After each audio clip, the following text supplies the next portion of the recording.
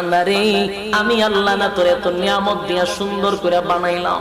এই আসমান বানাইয়া কোরআনের কোথাও বলি নাই আসমান সুন্দর করে বানাইছি, জমিন বানাইয়া কোথাও বলি নাই জমিন সুন্দর করে বানাইছি, গোটা সৃষ্টি জগৎ বানাইয়া কোথাও বলি নাই সুন্দর করে বানাইছি। কিন্তু মানুষ রে তুই 3.5 হাত তোরে বানাইয়া কোরআনে একটা নয় দুইটা নয় 4টা কসম করে বলছি তোরে সুন্দর করে বানাইছি। কসম করে আল্লাহ বলছে মানুষ তোরে সুন্দর করে আমি আল্লাহ বানাইছি।